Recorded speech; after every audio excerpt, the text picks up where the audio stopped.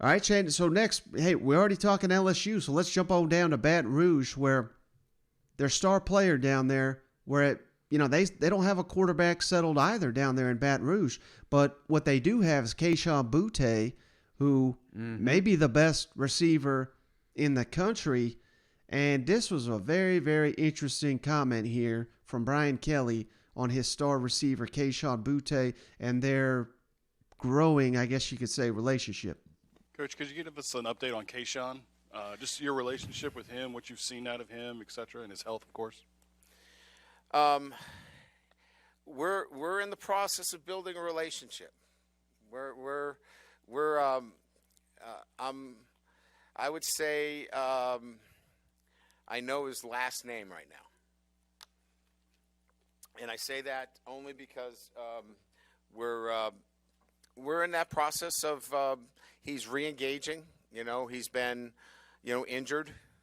He's had a second surgery, but we're getting more acquainted every day. Look, he's a great player. He's a good kid, but this has been a rough spot for him. And what happens is you tend to get distracted because you're not involved in everything. But he's learning you got to be involved in everything, whether you're injured or not. And that's a process that he's going through, and we're seeing some really good changes. We had a nice conversation in the training room this morning where he's on top of his academics, and he's making good progress. But the good part about it is the surgery was successful. He's making good progress. He's in a walking boot right now. And that's really the most important thing. The rest of the stuff, we'll work it out between the two of us. I'm not that hard-headed. He's a good player. Did you, before you get going on this, did you see any of Brad Johnson's TikToks? Have you ever watched any of it? I mean, I've seen a couple of them, yeah. I can't quite figure it out. I don't know if I really like it or I really hate it. He starts to, I love how he was Big Bad Brad here. It's just like real cool. Yes, Big Bad Brad, and I'm going to throw a football. But some of the stuff he does is like dynamite, and I don't know how many takes he does to do it. He's like I asked him one time. He told me it takes a ton, and he does it. He said he does it for the main part is he's just having fun, and he said it's a really good workout because it takes him like an hour to do some of those, Oh, okay. Well, I was going to say, he goes all in. He's like, what's that, Cool Dudes or whatever on YouTube? That they're doing those shots, trick shots, or whatever, trick shots. Is that the name of the show? I think so. I think it's Trick Shot. Yeah, trick shot guys or something like that. So it's like an old man version of that. It's like nothing too crazy, but he's throwing a football in the basketball nets. It's very impressive stuff. But I just love, this is Big Bad Brad here. He's got something. I just don't know if I love it or hate it. But all right, sorry. We'll get back to LSU dudes. But I just thought about that. That's one of those things, man. You got to remember, as much as you'd love to see this Kelly thing take off, you just love to see that. You'd love to see him come down there and be in complete harmony with the program, the locker room, not be turned upside down. But you got to remember whose shoes he's filling. You want to talk about a player's coach. There's a reason that the LSU kids are down there, and it was Coach O, baby. Yeah. You know what I'm saying? Right. They were all in. So I think this is going to be one of the tougher moves, and it's something that we talked about early in the season. You were talking about, like, Florida. Do we see Napier or do we see Kelly, hitting off?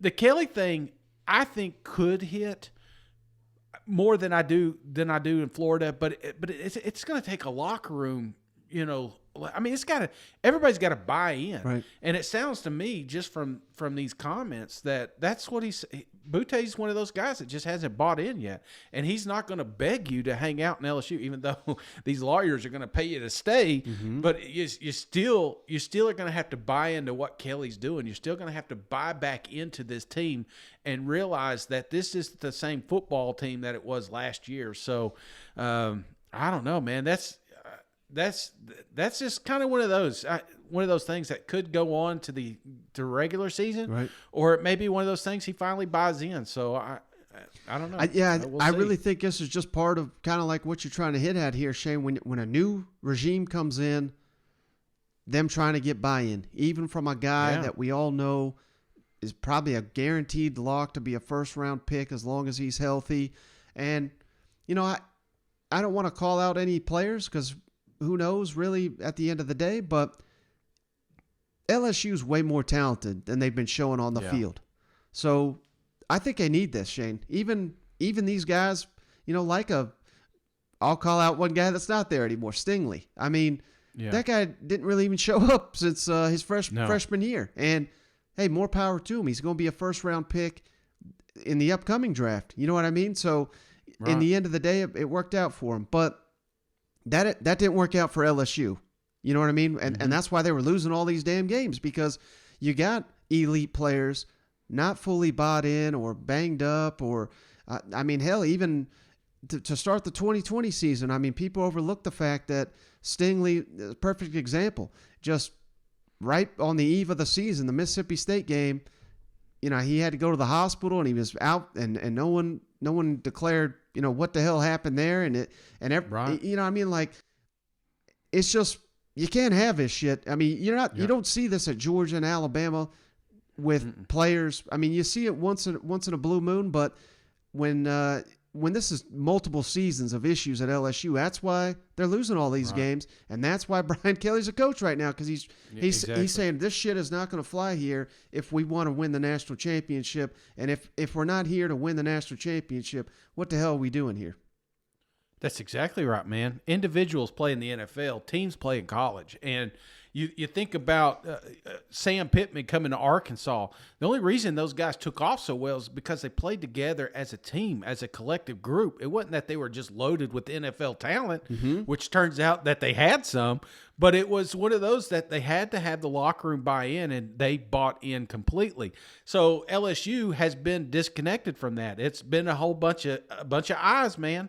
Bunch of individuals. It was the parent cams. It was the Boutte. Everything was, you know what I'm saying? Yeah. It felt like Stingley. It was, you look at it, there was just a whole bunch of highlighted players coming in here, and they're going to take over. But at this level, you got to completely buy in. And if Boutte isn't in, here's a guy that's uber talented, that's going to play on Sundays one time, but there's a lot of young kids that look up to athletes like that, and they're going to mirror who they're striving to be. And so if he's not bought in, why would I buy in? And you're creating a culture. So I like that Kelly is coming out with this attitude approach and put it back on him. Buy in or get the hell out. And last, one guy that seemingly has bought in, Shane, I just wanted to play this quick clip before we move on.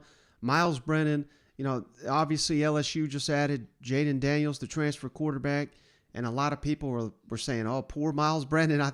We thought he was going to be the guy. Now he's got to deal with more competition. He ain't backing down from it, so I just love this approach. So I wanted to play this clip. Coach Kelly says it's his job to create competition. Totally. And so certainly brings in Jaden Daniels as another quarterback to compete. And so your mindset doesn't change? Not at all. This is quarterback competition number 6, so I'm used to it. I know what I have to do. I've done it before. I've gone out there and I've played. I've gotten the job done before. So just making sure I get it done again, and I will, and I'm confident. I feel great. It's just another year, and we're all going to make each other better. I believe in competition as well. But at the end of the day, as long as we make each other better and compete, we'll be fine. Myles, talk